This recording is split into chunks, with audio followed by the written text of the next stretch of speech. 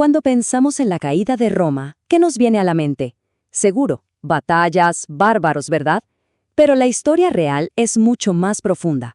Es la historia de cómo un sistema entero colapsó, como un efecto dominó, pieza por pieza. Y las piezas clave, créanlo o no, fueron el clima, la agricultura y el dinero. Acompáñenme a desentrañar este misterio. Entonces, ¿cómo muere una superpotencia? Esa es la gran pregunta. ¿Y la respuesta? Bueno, la respuesta tiene unos ecos sorprendentemente familiares en nuestro mundo de hoy. Porque esto no es solo una historia de espadas y legiones, es una historia sobre esos cimientos, los que no se ven, los que de verdad sostienen a una civilización. Ok, para entender cómo cayó, primero tenemos que verla en su máximo esplendor. Imaginemos a Roma en su apogeo. No era solo un ejército imparable, no, era un coloso económico. Una máquina que parecía invencible, y que dominaba absolutamente todo el mundo conocido. Y fíjense en esto, porque es clave. La cita que vemos dice que sus instituciones financieras estaban al nivel del Londres del siglo XVIII. O sea, estamos hablando de una economía de mercado súper sofisticada. Así que quitémonos de la cabeza esa idea del simple trueque. No, no, no. Esto era una red complejísima, muy interconectada. Pero a ver, ¿de dónde salía tanta prosperidad? ¿Cuál era el ingrediente secreto? Pues el clima. Así de simple y así de poderoso.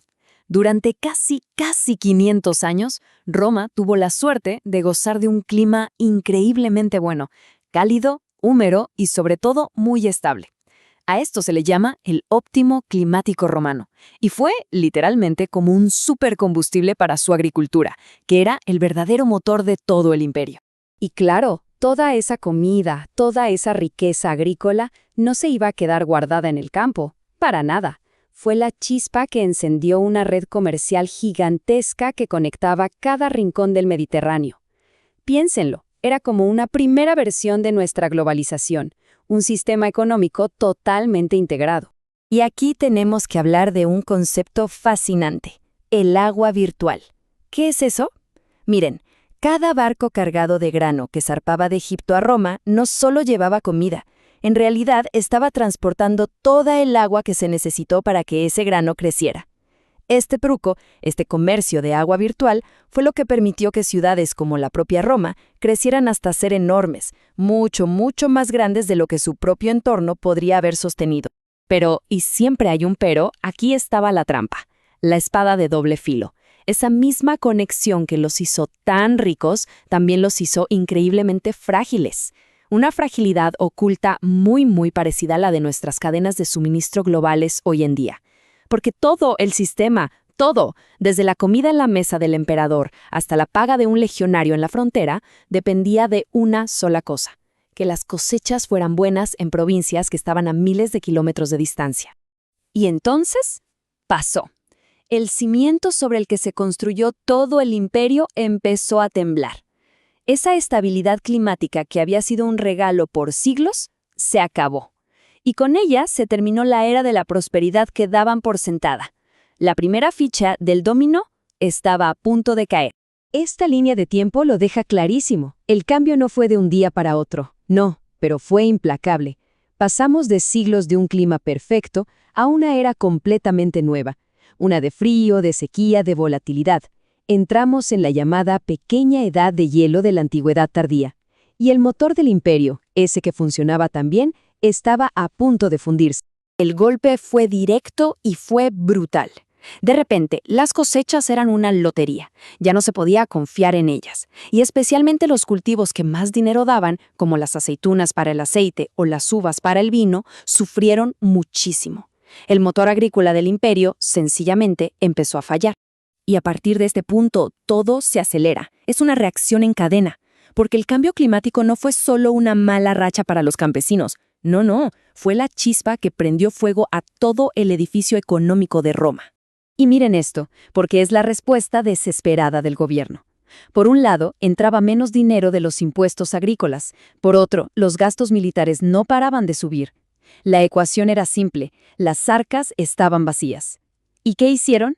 Lo que hoy llamaríamos imprimir dinero. En su caso fue adulterar la moneda. El denario, que antes era casi de plata pura, lo empezaron a mezclar con otros metales baratos hasta que, bueno, su valor real se fue al piso. Y la consecuencia de jugar así con la moneda fue desastrosa. Una hiperinflación galopante. Imagínense, para el año 265, los precios se habían disparado un 1000%. Todo el dinero que la gente común tenía ahorrado, de un día para otro, ya no valía nada. Y con esto, se echó a andar un círculo vicioso del que ya no pudieron salir. A ver, repasemos. El clima arruina las cosechas. Eso hace que bajen los ingresos por impuestos. El gobierno, sin dinero, devalúa la moneda para poder pagar. La devaluación provoca una hiperinflación brutal. Y la hiperinflación paraliza por completo el comercio. El sistema se estaba devorando a sí mismo. Claro, y ese caos económico se tradujo en una fractura total de la sociedad. Impuestos asfixiantes que caían, como siempre, sobre los más pobres, campesinos que tenían que abandonar sus tierras o, peor, convertirse en siervos de los ricos para sobrevivir.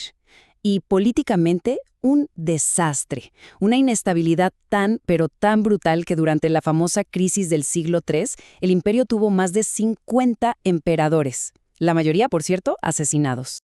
Entonces, al ver todo esto, ¿qué lección nos queda?